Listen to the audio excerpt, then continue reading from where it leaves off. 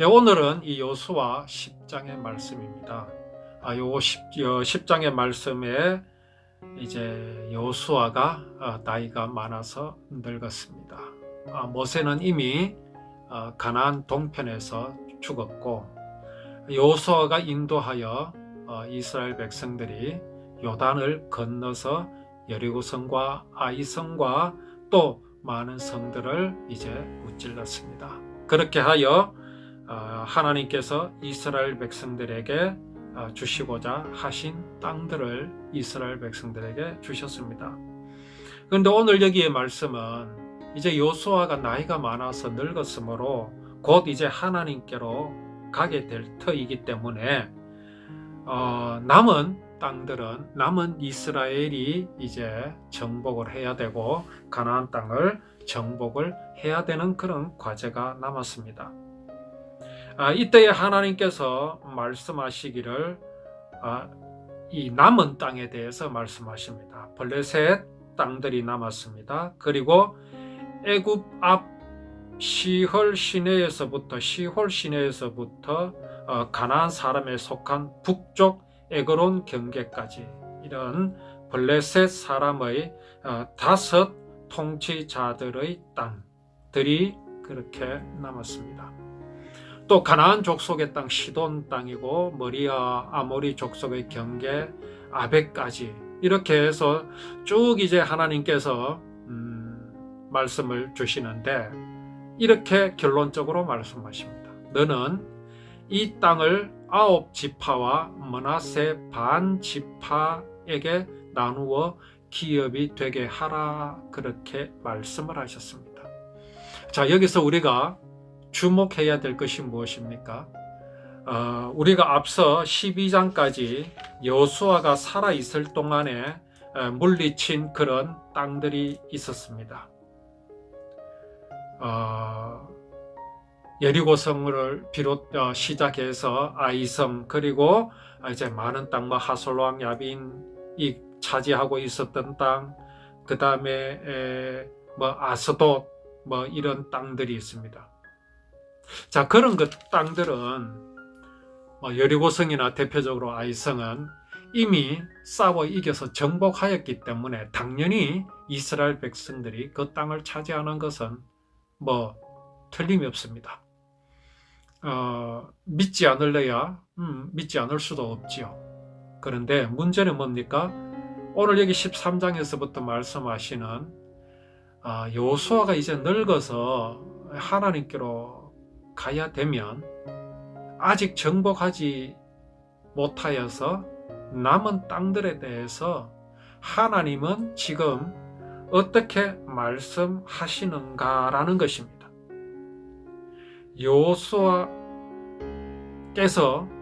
여호와께서 여호수아에게 이르시는 말씀이 이러한 것입니다. 너는 이 땅을 9지파와 므낫세 반 지파에게 나누어 기업이 되게 하라 하셨더라. 이 말씀입니다. 아직은 이 남은 땅들은 전쟁도 시작하지 않았습니다. 그런데 하나님께서는 여호수아에게 말씀하시기를 이미 나누어 주어서 그 땅들이 이스라엘의 기업이 되게 하라라고 그렇게 말씀을 하십니다. 이것이 바로 하나님의 약속입니다. 이 약속은 마치 보증수표와 같습니다. 보증수표라 할지라도 은행이 부도가 나고 그렇게 부도가 나면 휴지 조각에 불과합니다. 옛날에는 어음이라는 게 있었습니다. 요즘에도 있는지 모르겠는데 이제 아주 큰 대상인들이 어떤 물건을 사가지고 갈 때 현찰을 주지 않고 어음을 끊어줍니다. 약속 어음이라 해서 거기에 써준 대로 그 금액을 정해준 날짜에 받게 되는 그런 약속 어음이란 게 있습니다. 근데 그것이 사람의 약속인지라 그 상인이 부도가 나게 되면 그 어음은 휴지 조각으로 전락하게 됩니다. 그런 약속과 하나님의 약속이 같을 수가 있겠습니까? 우리가 성경에 말씀하시기를 예수님께서 이렇게 말씀하셨죠. 너희는 맹세하지 말라, 이런 말씀을 하십니다. 맹세하지 말라. 하늘로도 하지 말고 땅으로도 하지 말라. 그냥 아니면 아니라, 맞다면 맞다, 그렇게만 하라. 왜 예수님께서 우리 인생들로 하여금 맹세하지 말게 하셨을까요? 맹세란 단순히 약속하는 것과는 달라서 반드시 지켜야 합니다. 또 맹세는 반드시 누구를 보증으로 세웁니다. 내가 하늘이나 땅으로 보증을 세워서 그렇게 맹세를 합니다. 하지 말라는 거죠. 하늘은 하나님이시며 땅은 하나님의 발등상이다. 하지 말라. 왜? 사람은 맹세할 자격이 없기 때문입니다. 사람은 맹세한 것을 지킬 수 있는 능력이 없기 때문입니다. 사람을 어떻게 믿을 수 있습니까? 우리가 누구를 믿을 수 있겠습니까? 우리가 타인으로 하여금 나를 믿으라 할 수 있는 자격이 있습니까? 인생은 맹세할 수 있는 자격이 없기 때문에 하지 말라 하신 겁니다. 또 이것은 무엇과 연결되느냐 하면 사람이 하나님과 같이 될 수 있다라는 사단의 말을 신념으로 삼지 말라는 것입니다. 사람은 결코 하나님이 될 수 없으며 하나님이 아니기 때문에 그렇습니다. 그러나 오늘 여기 이제 늙어서 하나님께로 돌아갈 여호수아에게 하나님께서 남은 지역들을 거론을 하시면서 여호수아에게 뭐라고 말씀하십니까? 이 땅들을 이스라엘 백성들에게 나누어 주라고 말씀하십니다. 아직 정복도 안 했습니다. 전쟁은 시작도 안 했습니다. 그리고 여호수아는 곧 하나님께로 돌아가야 합니다. 그런데 하나님께서는 여호수아에게 그렇게 하라고 말씀하십니다. 여호수아는 이러한 하나님의 말씀을 듣고 그것을 이행합니다. 과연 이스라엘 백성들이 여호수아의 이 말을 어떻게 듣겠습니까? 여기에서 여호수아가 전하는 말을 듣는 것을 믿음이라고 합니다. 자, 그러면 여기에서 믿음은 무엇입니까? 우리는 정말 이것을 분명히 알아야 합니다. 믿음과 신념은 다릅니다. 신념은 사람에게서 나오는 것이 신념입니다. 그래, 나는 할 수 있어. 이거는 신념입니다. 그러나 이스라엘 백성들이 여호수아가 전하는 하나님의 말씀을 듣고 그래, 남은 이 땅, 블레셋 땅, 또 저 애국 가까이에 있는 저 가나안의 저 남쪽에 있는 저 땅들, 이 땅들은 우리의 것이다, 나의 것이다 라고 믿을 수 있는 그 근거가 어디에 있느냐에 따라서 그것은 신념이 될 수가 있고 믿음이 될 수가 있습니다. 그런데 지금 이스라엘 백성들에게는 믿음입니다.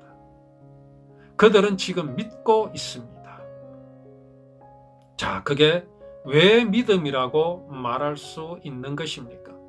또 왜 믿음이어야만 합니까? 그것은 가나안 땅을 차지하고 가나안 땅을 정복하는 것이 사람의 일이 아니기 때문에 그렇습니다. 그래서 여호수아가 전하는 말이 그들에게서 신념으로 인정되어서는 안 됩니다. 신념으로 인하여 그 땅은 우리의 땅이다 라고 인정되어서는 안 됩니다. 왜냐하면 신념은 사람이 그 땅을 차지해야 되는 것이기 때문에 그렇습니다. 자, 그렇다면 이스라엘 백성들에게 이 말씀은 반드시 믿음으로 다가와야 하며 그들에게 믿음이 될 수 있는 근거가 분명히 있기 때문에 그렇습니다. 여호수아의 전하는 말을 이스라엘 백성들이 신념이 아니라 믿어져서 믿어지는 그러한 분명한 자료들이 있어야 됩니다. 그것이 없다면 당연히 그것은 믿음이 아닙니다. 자, 그 근거가 무엇이겠습니까? 그것이 바로 이스라엘 백성들이 가나안 땅에 들어와서 여리고성을 무너뜨렸고 아이성을 무너뜨렸고 그리고 또 많은 성들과 그 왕들을 정복한 그 과정들을 이스라엘 백성들은 잘 알고 있습니다. 하나님은 이 정복한, 이 승리한 전쟁에 대해서 이스라엘 백성들이 잊어버리지 않기를 원하십니다. 반드시 기억하기를 원하십니다. 왜 그렇습니까? 그것은 사람이 전쟁을 한 것이 아니요 사람이 일한 것이 아니라 하나님께서 친히 행한 것이기 때문에 그렇습니다.